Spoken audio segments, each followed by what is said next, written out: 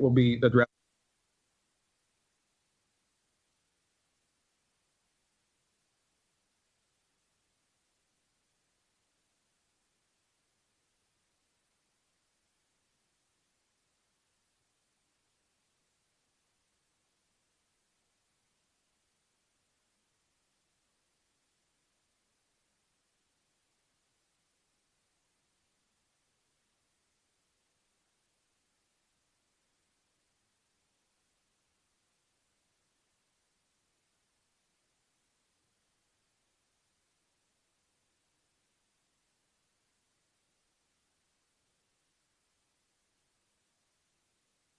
With me, there'll be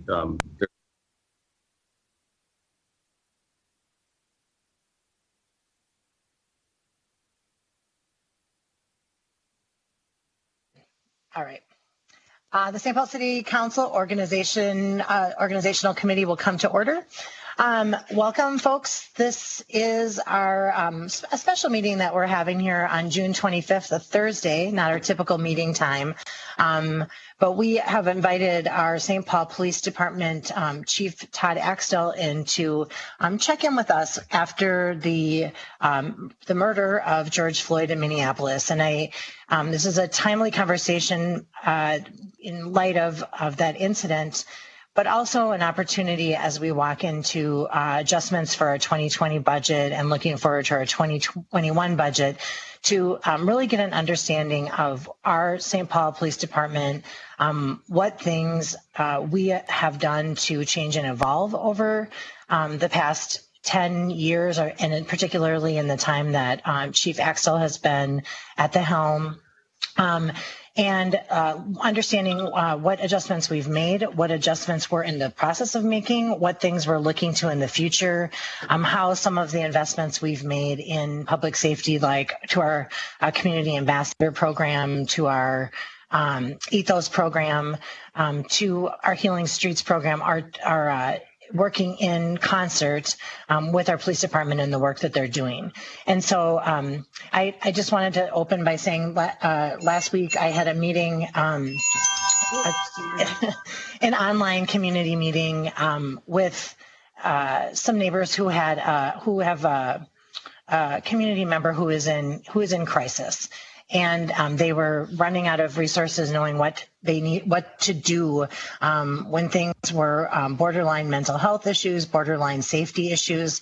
And we had a meeting with Sergeant Jamie Sipes from Mental Health Unit, the Coast team, and Senior Commander Jeremy Ellison to talk about options for them and their community and what they could do together, working together, and how the police and our mental health unit could interface with them. And the thing that was very profound, I mean, the conversation was very professional, very interesting.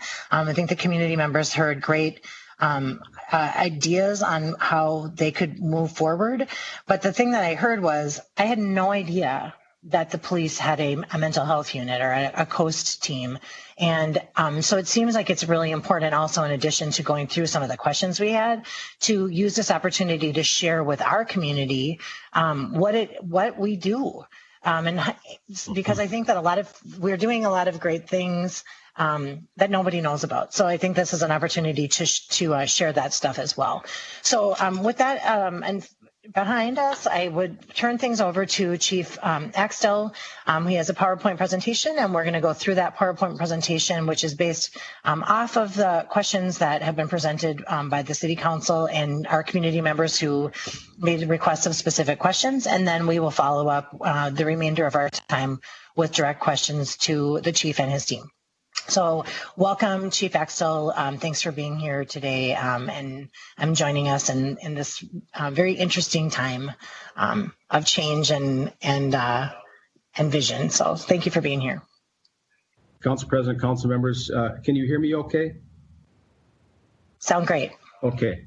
Thank you very much for the opportunity to be here today and talk to you regarding the recent events which have certainly impacted us all. The senseless death and murder of George Floyd in Minneapolis is a tragic occurrence that sent shock waves, obviously, throughout our department, our community, and our entire country. We recognize and understand the role of law enforcement that has played in our history, specifically relating to our communities of color. We recognize and understand the historical trauma that exists in our communities of color and in the African American community with respect to the most tragic incident. During today's presentation, I will be addressing the list of your collective questions that you have provided. As you know, St. Paul is a special place. We have a strong bond between our department and our community.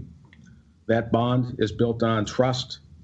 We engage in robust dialogue. We debate the issues that affect us all. We listen, we learn. We then make decisions that will move us all together forward. This is not a time to retreat, but rather a time to be bold and to double down on our commitment to building trust within our community. We work every day to make deposits into the bank of trust with our community. The stated mission of the police department is simply to protect the peace and maintain public safety through trusted service with respect. That's important now, certainly more than ever. And trusted service with respect is more than a tagline. It's our way of doing business, something that we must do every single day. Excuse me, we're having problems with the PowerPoint. Hold on, please. Somebody else controlling the PowerPoint? Is somebody else controlling the PowerPoint? I certainly am not. Okay. Is it just moving forward too quickly? Okay, yes. So we're gonna back it up here. No, I think there's a time delay on the video. Okay, maybe there's a time delay on the video. Look at the screen. Okay. Okay. All right. I think I apologize. I'm a dinosaur, born in '68. I'm not used to these computers, so we'll get it back on track here. Okay. So your police department is connected with the community it serves. Since taking office in 2016, we continually review all of our policies. Your department has asked for and received input from the community to help rewrite the canine and the use of force policies to be consistent with President Obama's 21st century policing report. In fact, more than 36 of the 100 recommendations we received from our community were included in the rewrite of both the use of force and our canine policies. Our outreach has been vast, sincere, and authentically aimed at creating trust and legitimacy in all of our communities. The Community Engagement Division is an example of the investment in our city's future. It's designed to build trust throughout the city, help us diversify our police department, and it's critically important to make sure everyone feels safe in their city. We support Mayor Carter's Community First public safety initiative. For example, our partnership with the Community Ambassador Program has proven to be an important piece in the efforts to connect with our youth. A portion of their budget is paid through the police department. In addition, the Crime Gun Intelligence Center is also funded through one of our grants. These funds have allowed us to hire an analyst and a scientist to help us fight against gun violence in our city. Being reflective of our community and increasing our diversity remains one of our top priorities. Since 2016, we have seen a 30% increase in our diversity in both the sworn and civilian ranks. While our current diversity certainly does not match the city population, our last academy was 77% diverse. My goal of reaching 50% diversity in patrol before the end of my first term is achievable, but it depends on the number of new hires we can make in the next 2 years. The success of our recent increase in diversity is largely due to our recruitment efforts and the creation of the Law Enforcement Career Path Academy, also known as LECPA. Our LECPA program has been completely funded by our community partners due to the strong and trusting relationships that we have. None of the money used for that program is city funds. This program started in 2017. 7 members of that first cohort were in our last academy, in fact, and 7 more will be ready for this fall's academy. All 29 members of our current cohort are female and or people of color. They represent 5 different countries of origin and speak 10 different languages. They will have spent 2 years completing 3,500 hours of community service, getting to know the community before they respond to their first 911 call.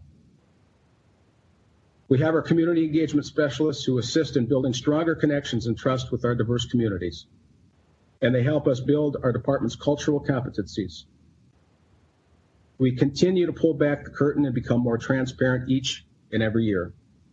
No other department in Minnesota has proactively released as much data as we have. I have posted that data online every year during my tenure as your chief in my continued promise to be transparent with all of our communities. While we are finalizing the 2019 traffic stop data for publication, we know that the previous data has shown areas of concern. Steps were taken in 2018 to no longer evaluate our officers on how many traffic stops, citations, and arrests they make. Rather, a supervisor reviews their individual data with the officer so the officer can see any patterns that may exist in their individual traffic stop data, having those courageous conversations, those vulnerable conversations talking about implicit bias and how implicit bias may affect our policing duties. I instructed supervisors to instead focus on the number of positive police contacts that our officers are having in our community. Our motto is quality over quantity. We are proud of the fact that we hold ourselves accountable. We have consistently initiated 3 times as many complaints than we have received externally from our community. We sustain those complaints at higher rates as well. Most sustained complaints are for policy violations and not the use of force. I can tell you we have unfairly been dubbed the deadliest police department in the past. And I can also tell you this is simply not true. During my administration, there have been several cities which mirror our population to include St. Louis, Orlando, Spokane, all of which have higher rates of officer-involved death. Obviously, all incidents are tragic, but St. Paul certainly does not warrant this label. Since 2016, when I became chief, we have 4 officer-involved shootings that have resulted in death. We are not the deadliest police department nationally or locally. We have taken many steps to reduce these tragic situations. In 2017, we created a website that compared us point by point with President Barack Obama's 21st Century Policing Report. There, we listed the task force recommendations and examples of policy and practice, and where the St. Paul Police Department aligns with those best practices. Not all of the action items in the report are intended for local law enforcement agencies, which make some certainly unachievable. Of those recommendations within the control to complete, I am proud to tell you that we are currently well over 90% compliant with policies and practices in that report. We continue to update this website as our organizational structure changes, our policy develops, and our training continues to evolve. While some law enforcement agencies around the country have been building policy in the last 4 weeks in the wake of the tragic murder of George Floyd, your police department has been immersed in that work for the past 4 years. Your police officers are compassionate, engaged, transparent, and well-trained. The St. Paul Police Department was the first department in Minnesota to ban warrior training in favor of a guardian and crisis intervention training. We were the first department to create a community outreach and stabilization unit with a co-responder and case management approach that partners with a licensed clinical social workers. The HERO Commission recently published a resolution calling for local law enforcement agencies to adopt and implement recommendations from the State Working Group on Deadly Force Encounters. Upon review of the 7 recommendations, we found that they are all in alignment with policies and procedures of the St. Paul Police Department, to include sanctity of life, de-escalation, and intervening. Along that same line, many people in our communities have pointed to the 8 Can't Wait campaign as policy recommendations which could reduce the force incidences by up to 72%. 8 Can't Wait reported that the St. Paul Police Department was compliant with 6 of the 8 categories. We, in fact, were compliant with all 8 categories in our policy and practice. Chokeholds have never been taught or authorized as a use of force in our department. Lesser force alternatives are always expected to be considered, and the lowest force option available to gain compliance should always be used. These two policies deserve some better clarification, which were immediately updated. The St. Paul police officers use force, as a matter of fact, less than 0.2% of the time on our nearly 300,000 calls for service each and every year. And most of those less than 0.2% are very low uses of force. Your police department is not a branch of the military. We are a civilian police department fully committed to community policing principles, and we are certainly not an occupying force. We have one rescue vehicle that we received from the military, as well as some rifles used for ceremonious events such as officer memorial services and the deployment during the most serious and the most dangerous encounters, such as active shooters. We support the idea of police reform, and in fact, we have been engaged in it for the past 4 years. Defunding the police department is a topic throughout our country. When I think of defunding or disbanding the St. Paul Police Department, the first thing that comes to mind is the more than 300,000 residents and our crime victims in our community. And I wonder what they would think about that. Year to date in St. Paul, we have experienced 34,000 911 calls, 16 homicides, 889 residential and commercial burglaries, 86 sexual assaults, 421 aggravated assaults, 297 robberies, 928 reported shots fired, and 2,375 domestic assaults. I'd like to encourage all of our elected officials to join us on a ride along at least one a year to learn firsthand the exhaustive pace our officers keep up each and every day. There's also been a lot of talk about the Camden, New Jersey Police Department and how that city has reimagined what their police department could and should look like. And I don't say this defensively, but the St. Paul Police Department certainly has done much of what Camden has been doing since their transformation. It's important to note that Camden, New Jersey is a city of 75,000 people. They have 400 officers, and they have a budget of $70 million. To have commensurate numbers in St. Paul with a population of 310,000 people, that would equate to 1,600 officers in a budget of $280 million. Now, I understand that the city of St. Paul at this point doesn't have that type of money. But it's really important to note that when you invest at that level, I could have foot beats and community engagement and contacts and do the things that our citizens would really like to see out of their police department each and every day. So when we compare Camden, it's important to know how they're being invested in.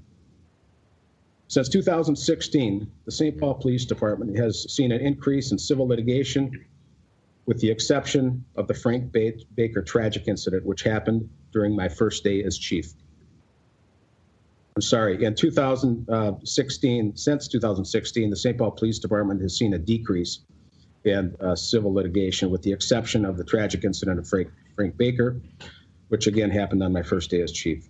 As a result of this incident, I suspended one of the officers involved for 30 days and fired the second officer, upwardly departing from the PCR recommendations on both accounts. 2019 marked the lowest amount of civil payouts related to the police department in the history of our city, $24,000. This is not by accident. This is because of our ongoing commitment to good policy, community engagement, oversight, and training. Police officers are currently indemnified by law in Minnesota. In order for this to be changed, there needs to be a change in the state law. In cases of malfeasance or willful neglect of duty, the city is not required to defend and indemnify St. Paul police officers while performing their duties within the scope of their employment. As we all know, violent crime is on the rise in our city. Homicides are up 70% this same time last year, as are the robberies, up 30%, auto theft up 8%, commercial burglaries up 61%, shots fired up 130%, aggravated assaults up 24%. And additionally, we have worked through the pandemic demonstrations and historic levels of civil unrest. While responding to all of these challenges, we have been forced to reallocate resources in an attempt to keep up with the demands for service in our city. Our force officers have been redeployed to the gang and gun unit to create a 7-day-a-week shooting response team. This is also one of the recommendations in the Sarir report. In our commitment to identify efficiencies, we have accomplished a 218% increase in the number of online IntelliServe reports. Now, we all know the importance of a well-trained and culturally competent police department. We will continue to train our officers annually in implicit bias, as we have for the past many years, exceeding the mandate set forth by the Minnesota Post Board. In addition, this year we will train all of our officers on trauma-informed care, moral courage, and EPIC. Ethical Policing is Courageous training. This is a peer intervention program that teaches officers how to intervene to stop wrongful action before it occurs. As a matter of fact, earlier this year, we had a train the trainer in January in our department, which allows us to roll this training out this fall. In 2016, the St. Paul Police Department began a transformation from a police department that was mostly white, mostly male, and is focused on its history, to now, today, a police department that is more transparent, more compassionate, more connected to our community, and that journey will continue.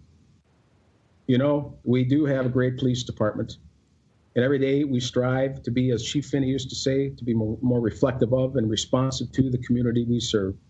In addition to this, providing trusted service with respect will continue to be at the forefront of everything we do.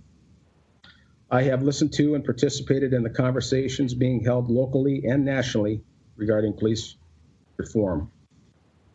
Our work over the last 4 years, not just the last 4 weeks, has positioned the St. Paul Police Department to meet today's challenges.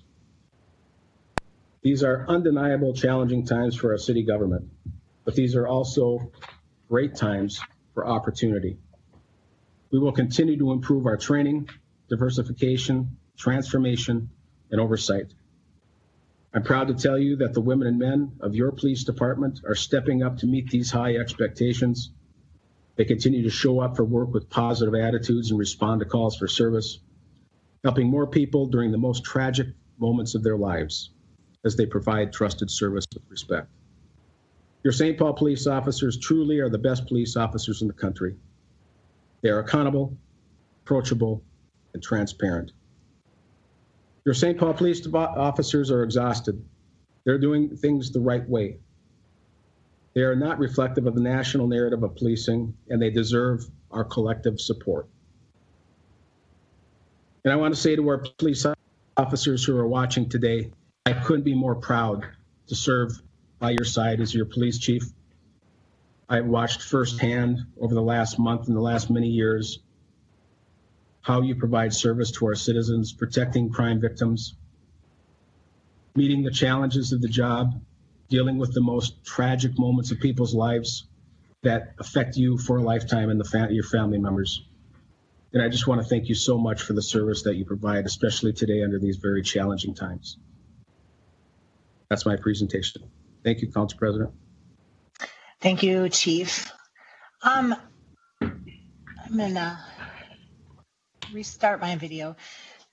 So, Chief, do you mind? I want to go back. I thank you very much for your presentation and for the information. You covered a lot of ground.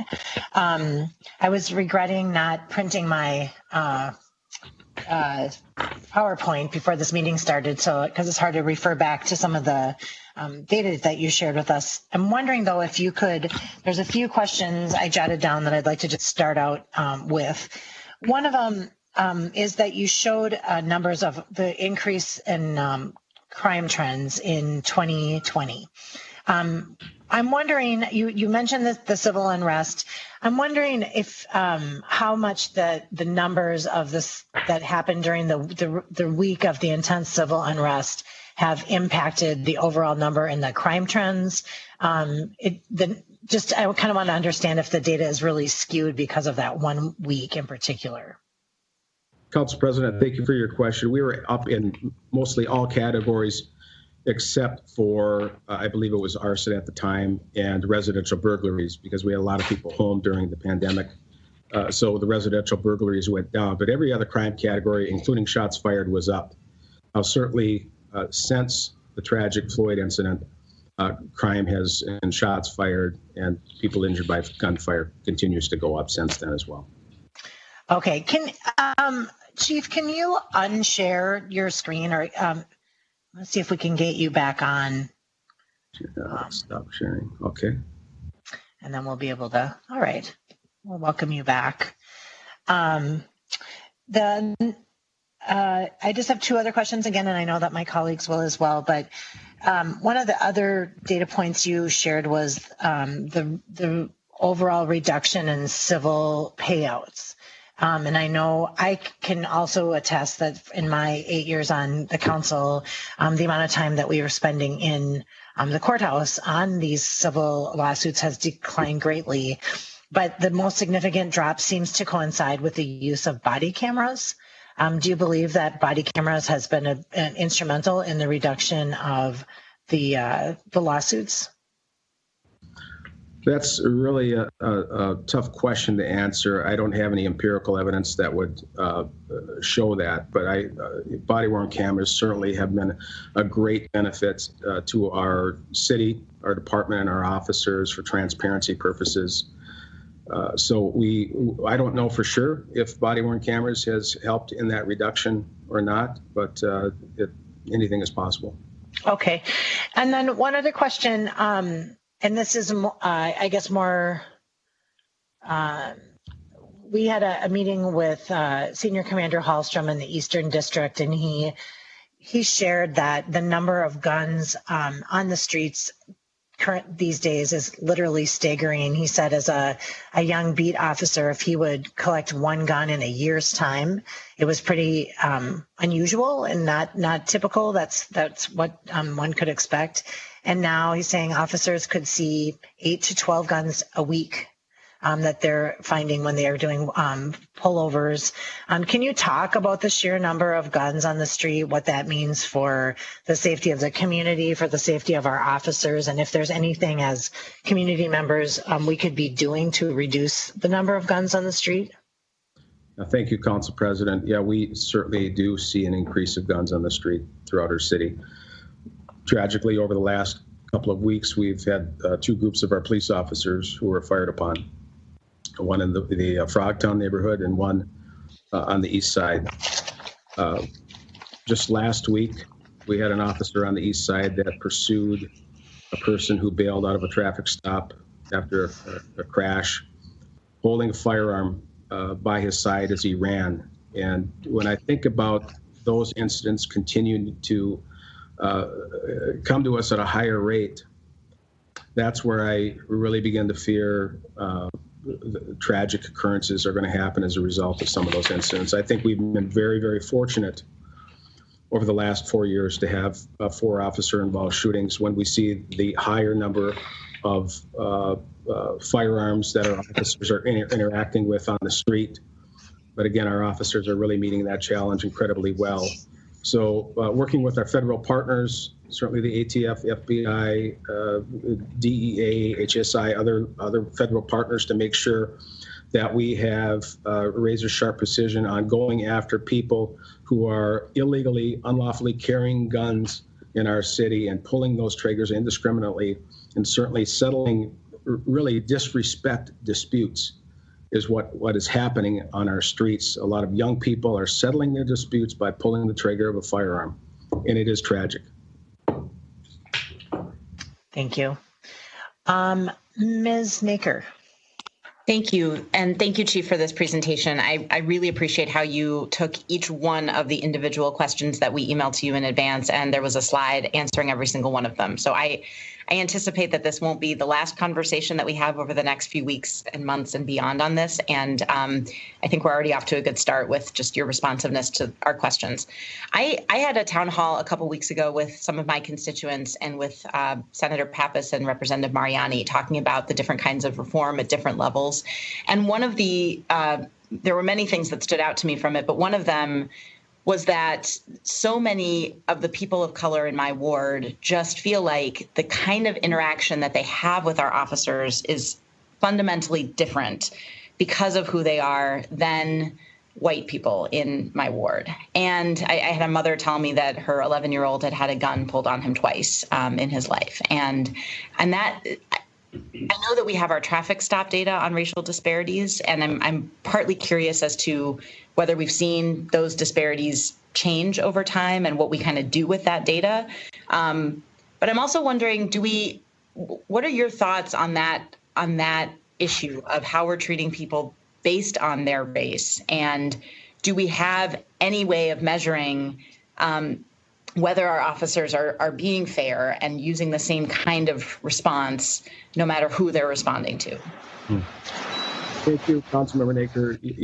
We continually focus on, again, the annual training that our officers have with implicit bias, making sure that our response to calls and our citizens are based on behavior and not the color of their skin, what they look like.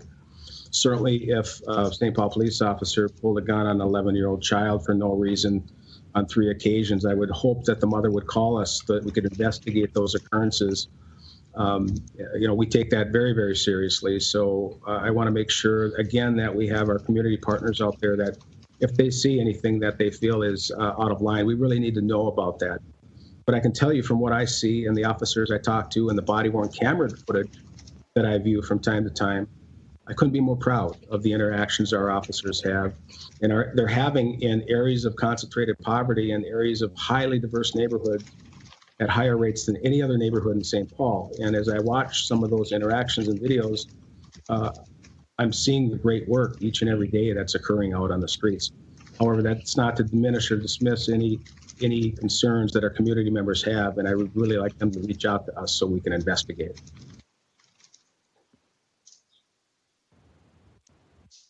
Great. Thank you. Ms. Jalali.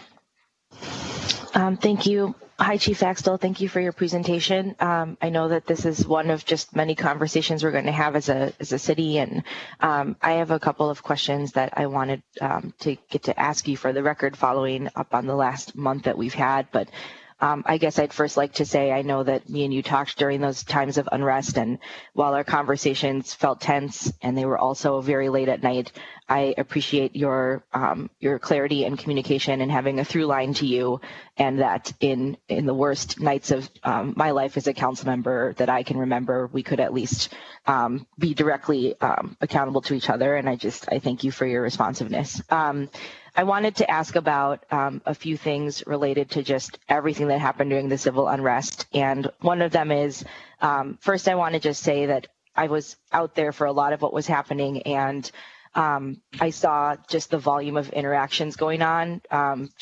There were, as you know, hundreds of people. There were all kinds of situations bubbling up in the fray. And we did see there were, in the context of that, there were still some places and incidents documented where our officers appeared to disproportionately escalate and go against what our use of force and other policies dictate. I'm thinking of an example where there's video of at University and Griggs outside that Goodwill, a young person approached an officer who's standing next to what appears to be an SPPD car, which implies that it is an SPPD officer.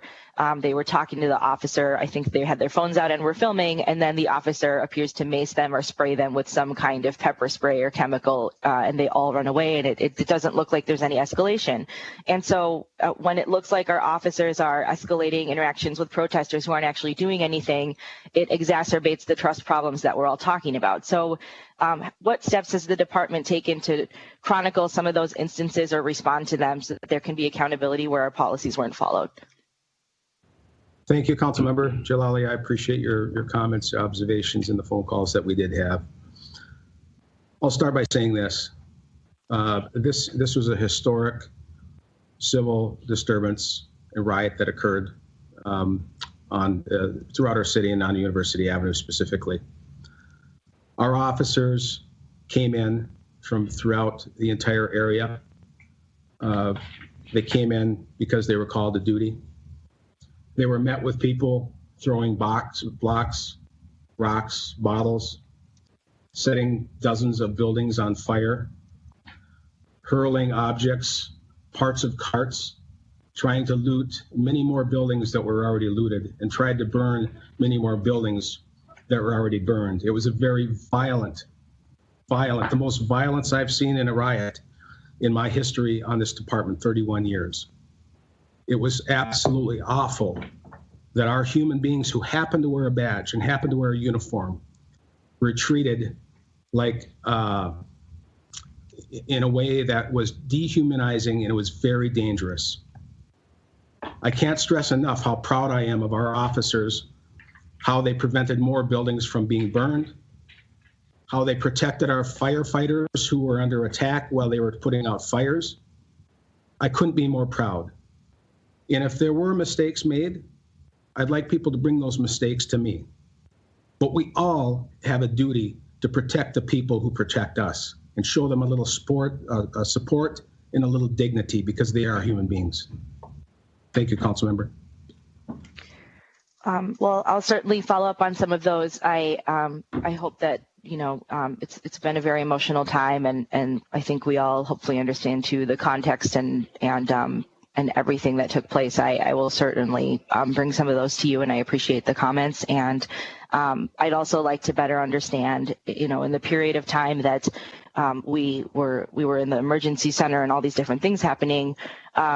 There was and is an uprising, and I think it's important we are willing to look at it that way, because communities of color have tried a lot of peaceful methods and working through policy and reform and aren't getting the results that they need. And so some of what's spilling over is the reaction of all those failed attempts and a frustration combined with a murder and a trauma. And in the wake of that, people did come into our communities. So there is an uprising, and we heard talk of outside agitators, but I'll tell you, and I'm sure that you know because you were in the thick of it, and I know that you know, but much of what my constituents and I did during the time where we weathered the businesses that were burned and all these things is we were just like finding and seeing and documenting dozens and dozens and dozens of scary trucks with scary stickers and no license plates. And we're being told by law enforcement and directives from the National Guard and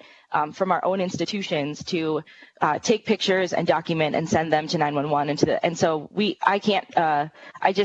a lot of that time period in my mind is almost like a blur, because that's all that we were doing is trying to feel the volume.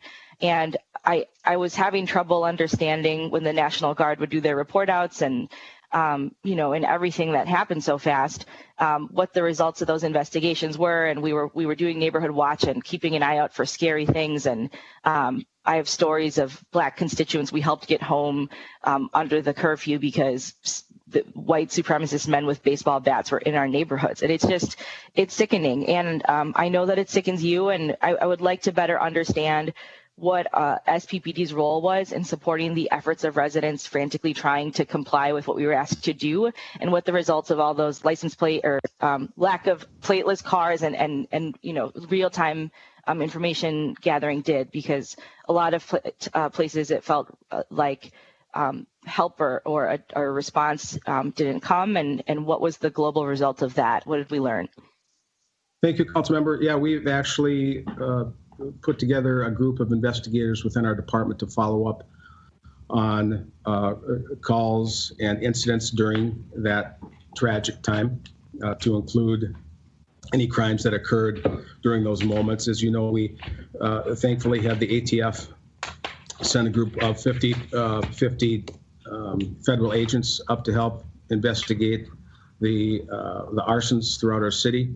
So we're following up on any and all leads that we received during that time, but just the extent and the volume it's an exhausting list in addition to the increase in calls for service and other crimes that are going up throughout the city. So we are trying to keep up on that as much as we possibly can.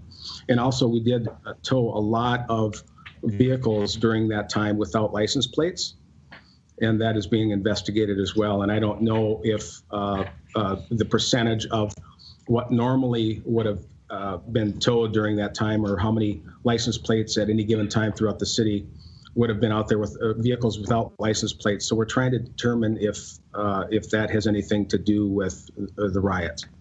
Well, thank you, and I will certainly be eager to learn more as we sift through what happened. It is gut-wrenching as a woman of color in our city to see a pickup truck roll past the intersection that you used to live at and now just live a couple of blocks later, and that there are white power stickers on the truck, and it's literally happening in your neighborhood. I mean, it makes my stomach clench up talking about it, and I would really like to follow up and learn about what we are doing, because this happened and it has traumatized our community, and lots of people are not over it and should arguably probably never be, or we shouldn't feel like we can go back to normal. So thank you, and I will follow up. And then lastly, I would just for now simply like to ask a question about what our policies say about the use of chemicals on protesters, and what scenarios warrant which chemicals, and also the same for projectiles, because many constituents who were out in the protest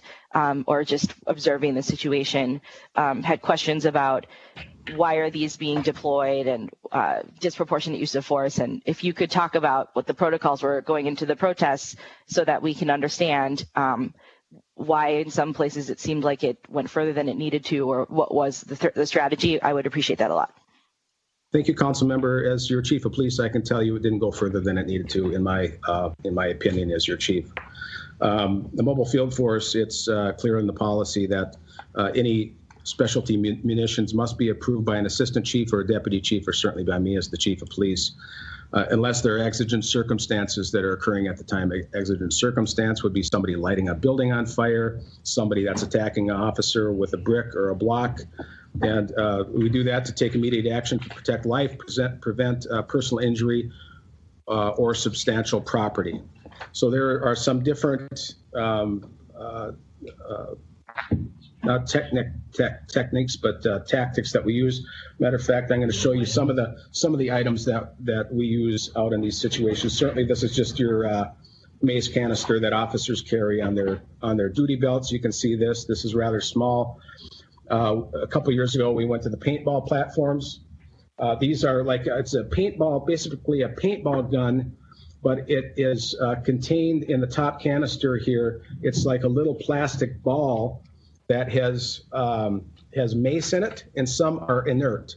So we use these when people are trying to break into a building, loot a building, hurt another person. So they have these little balls, as you can see, that we put in the canister up on top.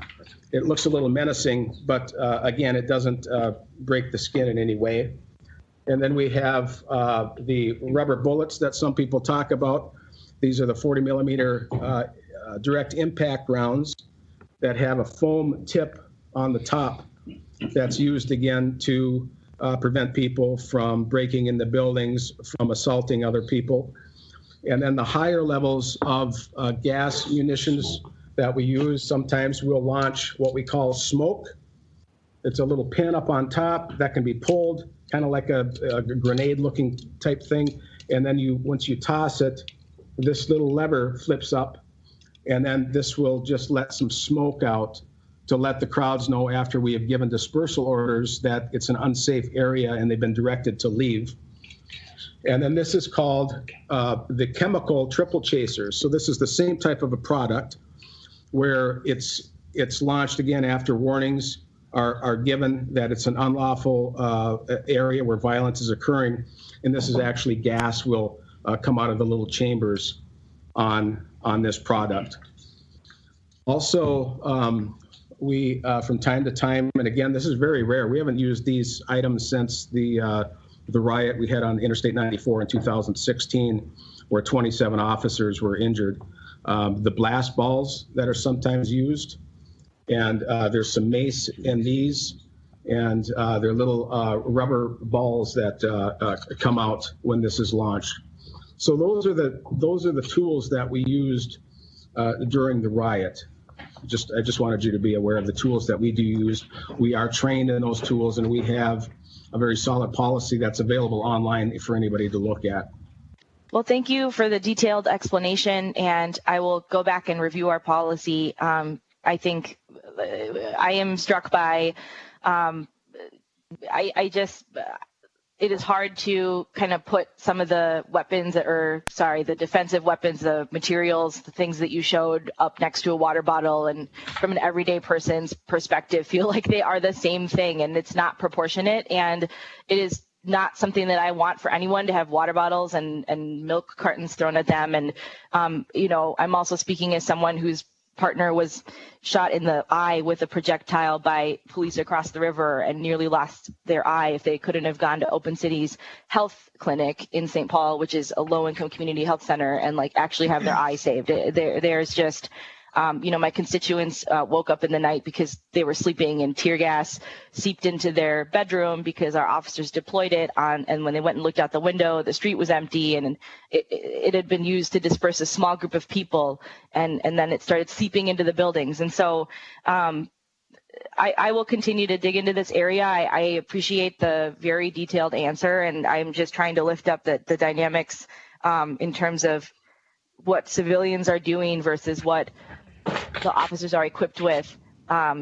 They don't always match the narrative that everything was at level 10 violence. In fact, most of the times they didn't. And I recognize that it was a very tense time and still continues to feel that way, and that it can be emotional to talk about with you. But I do feel a duty to lift those things up as someone representing my constituents. And I can yield my time. I know other folks have questions, but thank you, Chief Axtell, for the responses. Councilmember Jalali, thank you so much. Thank you. Thank you, Ms. Jalali. I know Ms. Prince is waiting, and I know Ms. Yang is waiting, and then Ms. Naker as well. Chief Axtell, thank you for the thorough presentation and responding to all of our questions. And I know from my perspective, I feel that the East team is incredibly responsive, and we've had good experiences with the East team through the experiences of my constituents. I want to ask about the increase in shots fired. This is obviously something that was terrifying last year, and the fact that we're up over 100% this year is extremely worrisome. And I know we are still unable to put into place a number of our community first public safety efforts. So I wondered if you could say a little bit more about how we can possibly get more control of this situation. And again, I'm just curious about whether ShotSpotter would be of help in these situations, if that would improve your ability to respond. Thank you, Councilmember Prince. The first thing that I would request and ask for our community partners, and I know this can be a little scary at times, is to please let us know when people are out there who are carrying weapons that shouldn't be carrying weapons. That's we need our community's help. We can't do this alone. So we really need that partnership. We, as I mentioned earlier, we brought in our force unit to work full time with our gang and gun unit, 7-day-a-week coverage, so we can send shooting response teams to each one of those shots fired incidents. There's a lot that goes into this, right? I mean, we talk about whether you're talking about a traffic stop with disproportionate rates of young people of color being involved in traffic stops, or whether you talk about gunshot victims in our city that are at historic highs this year, and looking at the victimization and understanding that over 70% of our gunshot victims are tragically African American, mostly young people. And there's a lot that leads to the intersection of the criminal justice system. And I talk frequently about, and I know you all know this and are champions of this, when you talk about the disproportionate numbers of housing, finance, education, healthcare, all of the things that are plaguing our areas of concentrated poverty are tragically leading some of our young people into higher rates of victimization. So we really need all of our community's help to help first and foremost save the lives, because our young people, for whatever reason, aren't having the capacity at this time to settle their disputes without using a firearm. So the biggest thing I can say is we really need our community to partner with us on this. Thank you, Chief. Just to follow that up, I want to note that yesterday there was an interesting article in the Star Tribune in which residents of color in North Minneapolis were speaking to reporters about the fact that in the discussion to dismantle the police in Minneapolis, they felt that they were not part of that conversation, and that they were not necessarily of the mind that police should be dismantled. And what I know about the East Side is last year, when I was door knocking for my reelection campaign, we were experiencing this huge spike in gun violence that was involving the murder of several people. It was like something we hadn't seen, I believe we said then, since the mid-90s.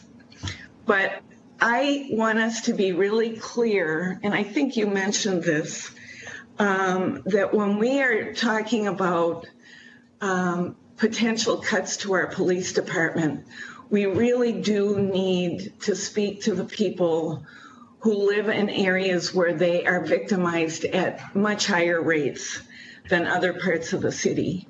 And I believe that was part of your presentation, but I found that in my experience of talking to my constituents, when I asked them about the proposed cuts to the department last budget season, they were not supportive of that. So I think it speaks to two things, both the effectiveness of the police in building relationships with our East Side community, and also the fact that people want to feel safe. And so I just want us to be thinking about that as we move forward with these discussions.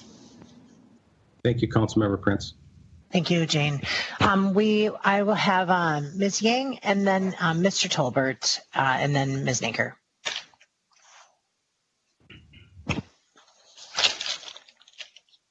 Ms. Yang, you may be on mute. Thank you. I was on mute. Thanks. Chief Axtell, I was going to share that I have a lot of different feelings seeing the presentation here. But what I was really surprised and also really pleased about was seeing you add slides around police reform and defunding the police. I think that, to me, it shows that you are listening to people, especially Black and Brown communities who have been pushing this for a very long time. And I know that in your role, it is to advocate for the police department. And to me, it really speaks a lot for you to add that. And I just want to share that for me, there have been many reporters asking about all of the colleagues, the council's stances on defunding and abolishing the police. I am someone who came onto this council doing work around criminal justice. That's really important to me, being somebody who has had family members who have been incarcerated, and hearing stories of people of color all around me who have experienced police brutality.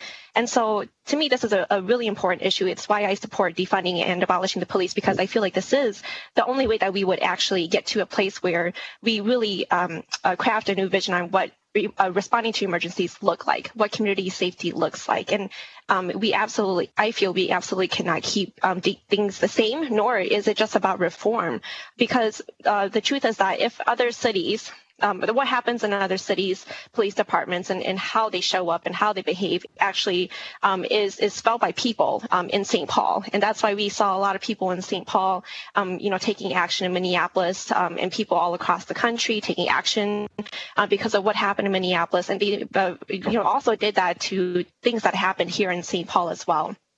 And I want to share that, for me, I have a lot of questions. I have a lot of questions on what we can do to get there, because I think that what's most important to me is that money that is coming from the pockets of people who live in St. Paul, it should not result in them being afraid that when it comes to protection, they will be scared when they pick up the phone and call 911. Like, money that public dollars should be used to actually protect people.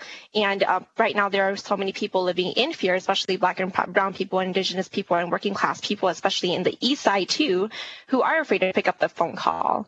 And I'm really determined for us to get to a place where we don't see that and experience that anymore, because people do deserve to be living in a very dignified city, to be able to pick up a call and feel like they will be there to be protected and not to be killed or shot at, or any, I could go on and on. But so I have a couple of questions here. One thing I did not hear from the presentation, which I did submit a question for, and I may have missed it, but I'm wondering how many St. Paul police officers live in the city of St. Paul? That's my first question. Yeah, so I believe it's about 13.3% of St. Paul police officers live in the city. It's in the slide in the PowerPoint. Okay. On page 4. And so would you be able to share, like, just to give you some context, one thing that's really important that I have been hearing from the community, and even when I was doing criminal justice reform work, is how important it is to have police officers work in a city that they actually live in. Like, how important is that to you? And is that something that you aspire to achieve as well? And can you come up with share a percentage of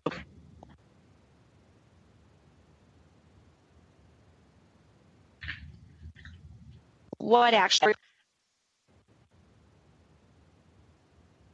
Ms. Yang, you're cutting out. Councilmember Yang, I heard up until your perspective on it was related to residency.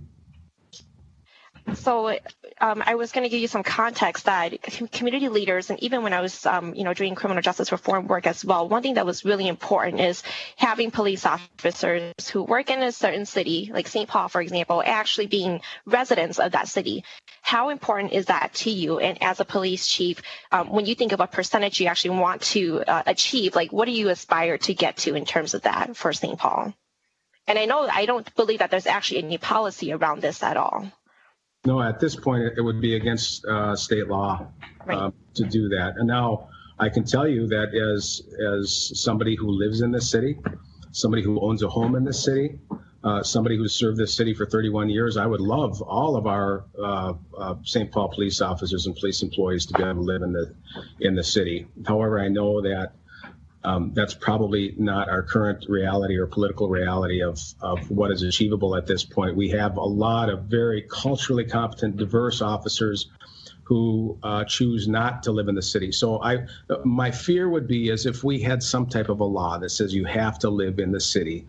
My recruitment, specifically recruitment around diversity, could be impacted as well. So I think it's a very good subject. I would love all of our St. Paul officers to live here, but we have to do it very, very thoughtfully. Thank you. And I noticed that you had a slide where there were a lot of different grant initiatives or programs that were currently operating under the police department. Why all these programs are under the police department, and why can't it be under a different one as well? And I don't even think that St. Paul has another department for these programs to be under, like, for example, the community engagement specialists. Yeah, so I think what you saw was a lot of the community first public safety initiatives. Those are actually ran out of the mayor's office. It's the mayor's community first public safety initiative. The reason it's on my slide is because one of our council members asked me to address that. So it's not like we run those departments, except for certainly the Crime Gun Intelligence Center, the expedited DNA. We're not working on youth employment. We're not, running the rec check or, co-responding with the St. Paul Fire Department and other initiatives. I was just asked to list those out. And Ms. Yang, just the presentation from the chief was based on questions that were sent to him by council members. So so some of the things are not necessarily right under the purview of the police department, but they were tied in by request of council members. Oh, okay, thank you. And I also have a question around, so when you're thinking about police officers and their day-to-day work when they're on the clock, can you share what you want police officers, how you actually want them to be spending their time, let's say in one work shift on the clock? I'm curious about that. Right. In a perfect world, I would like our officers to be able to answer emergency calls in addition to having the time necessary to get out of their squad cars, to talk with community members, to connect with our youth, to stop in our businesses. The old foot beats that many of us worked when I came on the job. Shortly after I came on, I worked Payne Avenue foot beat, getting to know business owners and residents. And that's how we really solved a lot of crime, because we had the relationships with our community members. It's just good old community policing, right? And it's not rocket science. However, when the demands for service, the 911 calls keep going up, and we're not able to keep up with the 911 calls, where officers are going call to call to call to call without able to have the necessary time to get out of their squad cars and make connections, that's when it gets difficult. And that's why I've talked in the past. My ultimate goal would be to have the resources necessary, like I talked about several years ago, to have each officer that comes out of our 4-month academy spend 6 months, the first 6 months of their career, in the community engagement unit, getting to know the community before they ever respond to their first 911 call. However, that takes resources to be able to do that. So what are the things that, so if in an ideal world, that's what you would want police officers to be doing with their time on the clock, like what are they, what's causing them not to be able to do that then? Are there certain things that they're having to respond to right now that is really unnecessary for police officers to be responding to? And I'll give you an example. Like I have family members who are officers too, and I talk to them about this. They tell me, wow, like people actually call 911 because they ran out of toilet paper, or this mom, her kid isn't going to school, and so they called 911 for that emergency. And so that's where the intention of this is coming from, and I would really love to hear from you about this. Yeah, we simply wouldn't respond to a call where somebody ran out of toilet paper. The communication center would say that's not a police-related call. We've actually evolved over the last many years when somebody in the past would call and say, my roommate is acting a little strange, maybe off his medication, and I'm just kind of worried about him. In the past, that's not a criminal act, right? So we have been very thoughtful about responding to those types of calls. And just because somebody is acting strange doesn't mean we need a uniform with the badge and a gun to show up. And sometimes those can be triggers. So we're very thoughtful about what resources we send, because we simply have had to really become more efficient, which is why we have 200 and some % increase in online reporting. When somebody calls and says somebody is broken into my car and I would like a police officer, what we ask them to do is fill out an online report, because we simply don't have the time to send an officer to go to that call. Mm-hmm. We are responding to the most important, the most exigent calls, and it's prioritized by the communication center. And again, I would really encourage each and every one of you to please come out and join our officers and do a ride along, ask questions. You're going to find them to be very engaging, and see firsthand what our officers are dealing with. Great. And I'm totally up for that, and I will definitely do that. My next question here is, I'm curious to whether you feel there are a lot of expectations put onto police officers, especially around mental health. And I'll be honest with you, as someone who comes from a social work background, it is, I think to some degree it is appalling for me to see the expectation for police officers to be handling, so many different, so many different crises, especially around mental health. And something I've heard too from people around me is why police officers are being the ones to have to respond to all these societal problems that are not being resolved right now by government, for example. So I'm talking about homelessness, I'm talking about schools, I'm talking about mental health crises as well. Is there really too much, expectation being put on them? Yeah. Could to actually respond to these. Sorry, my connection is probably horrible. Do you hear me right now? Yeah, I believe I got the gist of your question, so I'll address it the best I can. Yes, our officers wear many, many hats, and unfortunately, a lot is put on their shoulders to deal with, including the mental health and people in crisis, which is why we have extensively worked with our training with people in crisis, because sometimes many times it's an incident where it's not safe for a social worker to respond to some of those situations, which is why we created our co-responding model with our mental health unit. So our police officers, in partnership with co-responding with our mental health professionals, respond to some of those scenes to try to come up with long-term solutions. Because as we know, anyone who knows about the history of mental health in the country and what happened in the early 80s, people who were being served were basically with serious mental health. The doors were opened up. It was defunded. And what happened is people then started to have to sleep on the streets, sleep in tents, and fend for themselves because they weren't getting their medication. And it all of a sudden it becomes a police issue, unfortunately. And it's unfortunate. I wish we had the necessary resources to make sure people had the help that they needed so they would not have an interaction unnecessarily with the police officer.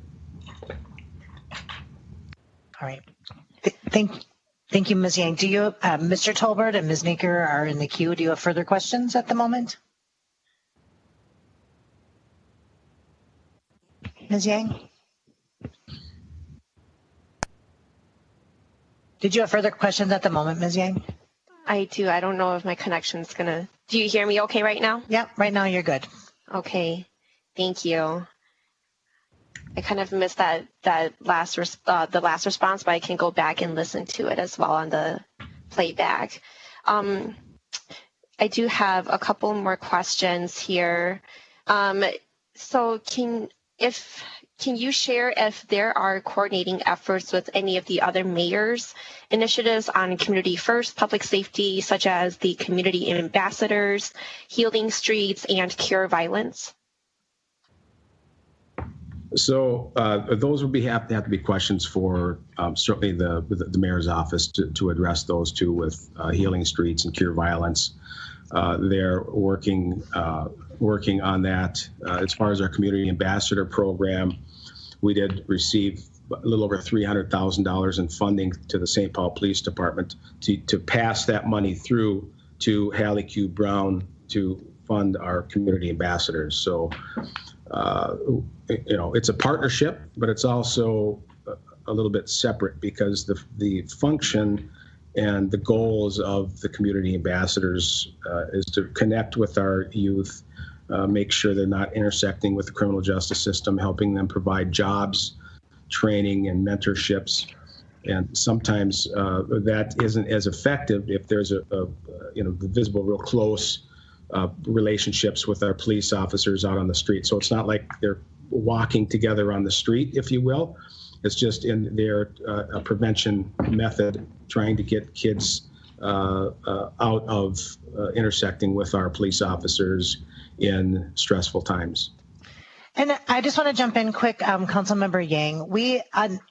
This is sort of on a next steps topic, but today again, the police leadership was responding to questions from the council members are really in the questions that are about our use of force and about response to the civil uprising, et cetera. But also we are looking forward to a report from the Mayor's Community First Public Safety team that's been meeting weekly, I think, in response to our request for an update. And we will be have an opportunity to hear updates on Healing Streets, community ambassadors, the Ethos program, and some of the other work that was part of our budget last year. In the coming weeks. And that I think that using the information that we're getting here today and pairing it with the information from the Community First Public Safety Group should put us in a good position as we head into the 2020 budget modifications and the 2021 budget. So we are, it's always kind of challenging when we hear just from the police department, but really we're talking about a more holistic approach to community first public safety. And we should have the more comprehensive conversation about all of these pieces together in our upcoming meeting and check in about the community first public safety. So just so you are aware and our colleagues and anyone who's watching this know that conversation is forthcoming, and we will be looking at the more holistic investments that have been made and how those things are moving along and how they're making impact or not. Great, thank you. That's all I had for questions. All right, thank you, Ms. Yang. And I have Mr. Tolbert, Ms. Naker, and then Ms. Jalali. And I do want to just do a time check here. We are scheduled till 11:30 this morning, and it is 11:15. Mr. Tolbert. Yeah, thank you, Chief. I just have one general question, and I think you hit, you said it rightly when you said that under your chief term and since you have gotten on, you've been working on reforming, improving, and changing the culture of the St. Paul Police Department, which is important. And you've done that not just over the last 4 weeks, but over the last 4 years. And I appreciate your open-mindedness as we've worked to improve a lot of those things. As the conversations that we've had over the last couple of weeks, you've also said, and rightly so, we can never stop, and we need to continue to improve, and we need to continue to reform and ensure that our police department is a community first public safety police department. With that being said, what do you believe are the most important reforms that need to be made now, both in St. Paul or that you're currently working on, or I know some of it needs to be changed at the state level so that you can have the authority to make those changes in St. Paul. What do you think the current ones that you're either working on or that you'd like to see changed going forward as we continue to reform our police department, particularly because of the history of policing in America, particularly, and in many communities. But what do you think are the most important ones? Yeah, thank you, Councilmember Tolbert. You know, one of the things that comes to mind is certainly the arbitration process. If you all remember, back in 2016, again, this was my first day as chief, we had the tragic Frank Baker incident where I terminated an officer for their actions in that case. It was overturned by an arbitrator. Later on, as you all know too, he was federally indicted and now waiting sentencing for a civil rights violation with excessive force. So it really calls to question, I think, the ability to appeal some of those decisions.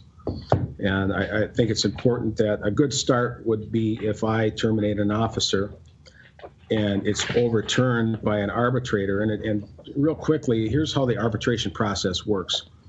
Arbitrators are selected by the union and the management.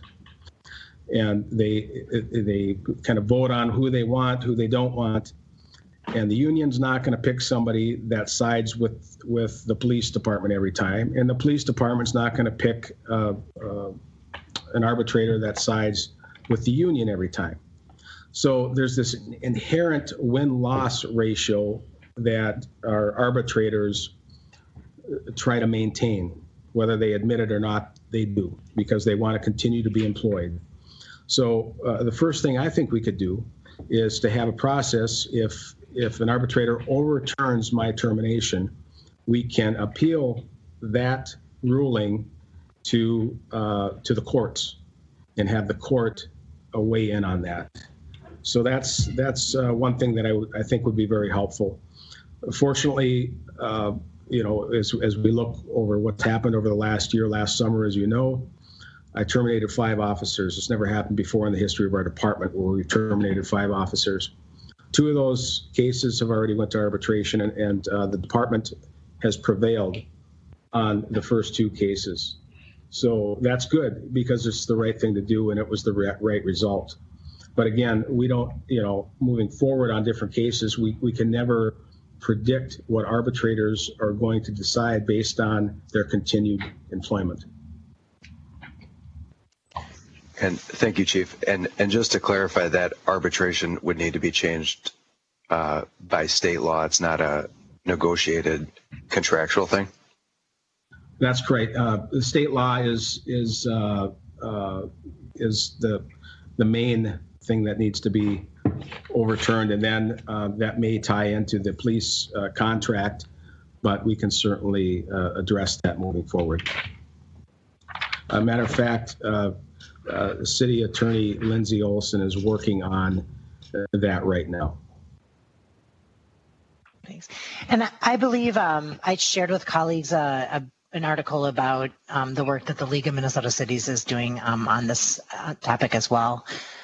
So we have partners. Ms. Naker, Ms. Jalali, and Ms. Prince, and just a reminder that we're about 10 minutes out from our quit time. Thanks, Council President. I'll make it quick. Chief, I'm curious about the data on slide 8 of the presentation related to, and this is kind of following up on Councilmember Tolbert's question, but in terms of discipline, I'm wondering if you can just speak a little bit more to the slide, because the way I'm reading it, it looks like external complaints are those that come from outside of the police department, and that the number of sustained, it's showing internal, external, and the number of complaints that are sustained. And maybe you can talk a little bit about what that means. The part that I am concerned about is that it looks like the percent of external sustained cases, so those coming from the public to us, looks like those have been going down over time. So fewer of those complaints have been sustained. And I'm just wondering if that's the right read and if you can talk a little bit about what these data tell us. Yeah, I could tell you that most of those external complaints, if not all of them actually, are reviewed and disposed of by the Police Civilian Internal Affair Review Commission. External complaints go to the PCR. So that's with, and again, we, as you know, the city removed police officers from that commission years ago. And so these are all community members selected by, the mayor's office and others. So when we're talking about the external complaints that come in and the sustained ratios, again, that's all based on PCR recommendations. Now, since I have become chief, I can tell you that on 9 occasions, I have downward departed from PCR recommendations on discipline. And on 8 occasions, I have upward departed on PCR recommendations. As you know, the chief of police has the final say on discipline. So I'm pleased to see that, we're, as I look back at the stats, that we're pretty much even on how many times we, agree and disagree on both sides, where I boosted up the level of discipline at the same rate as I've downward departed. Thanks, Chief. And just as a quick follow-up to, I guess, the Council President, I think it would be great for us. I think we've been waiting for a while to hear an update from PCR since they've reconstituted, and I think it would be really good to hear from them. Absolutely. Noted. Okay, we have Ms. Jalali and then Ms. Prince.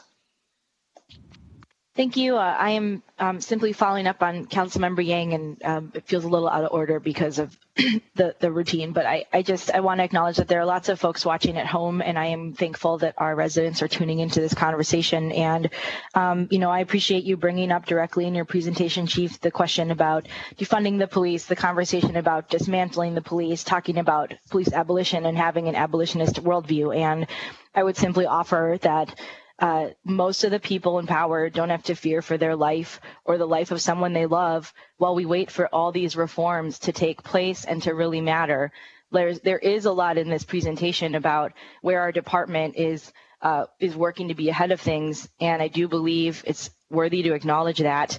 And it's also for so many people not close to enough and taking place in a vacuum where the vast majority of departments around our country simply aren't taking this up with urgency. And I think that it's important to not conflate law enforcement with crime prevention, because people who are experiencing crimes are not only experiencing disproportionate amounts of crimes due to a whole host of factors of underinvestment in areas of their lives, but are also at higher risk of experiencing violence at the hands of law enforcement. And the police budget conversation has surfaced this conflation multiple years since I've been here.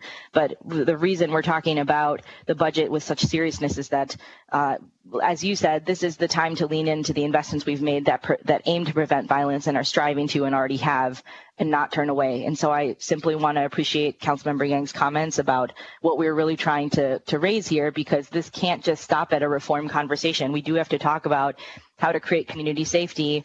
And as a city, our violence prevention dollars are going to things that aren't preventing violence. So I really think it's worth saying, and I hope that folks that are also listening are down to organize for the community we want. So thank you, and I'll let other folks ask their question.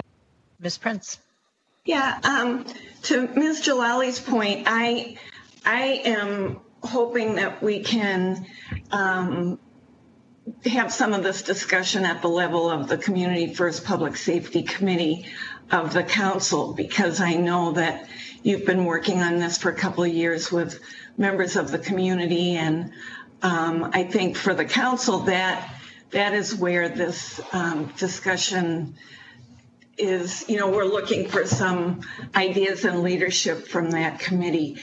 I also just wanted to say, in response to Mr. Tolbert's question, that I recommend that everybody take a look at the House Posse Caucus recommendations for statewide police reform, because that included looking at a change to the residency requirement, and it also included having police discipline appeals go to an administrative law judge rather than to arbitration.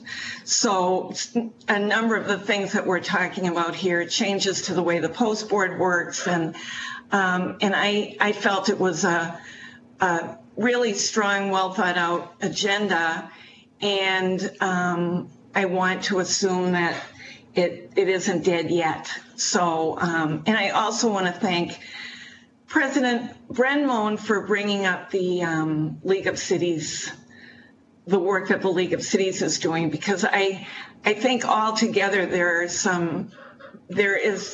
a true commitment all around to addressing this issue in terms of community first public safety, in terms of the work that the chiefs are doing, the work that our legislative partners are doing, and I think that there are some great recommendations that we can all agree on. Great. Thank you, Ms. Prince. All right. So we have, as I was mentioning earlier, we are looking forward to a report from the Mayor's Community First team that has been meeting, I believe, on a weekly basis, following up our request for a report on the Community First Public Safety. I know that there is increased interest in the information about our initiatives that we championed, not only for this year's budget, but for previous years as well. And so we will move our Community First Public Safety conversation to the full council or committee going forward. So we will publicly notice and expect to have the full council at those meetings to participate in those conversations. And that I don't believe we have that scheduled at this time, but they are things that our staff team is working on getting on the schedule, and that will, as I mentioned earlier, tie into a very important conversation about revisions to our 2020 budget, given the challenges that we're facing in making ends meet this year, and a significantly different budget for 2021, and how our efforts at reducing crime look in both of those years. So those are important meetings. I know that has been a priority of all of the members of this council. And so they will be on our Wednesday agenda at 10 o'clock in upcoming sessions. So it is 11:30. I want to thank the chief for being here today, for answering our questions. I tell people all the time that one of the things I think is very admirable and about our police department, and particularly for you as our leader, is that you're incredibly not defensive. You're willing to listen to questions, answer questions, challenge yourself, challenge us, and kind of work through these really important questions and important challenges in a way that feels very not defensive and feels productive to me. So I appreciate that, and I feel like that is a great starting place for the conversations, the very difficult conversations that are in front of us. So thank you for being here and for preparing answers to our questions and taking the ones on the fly.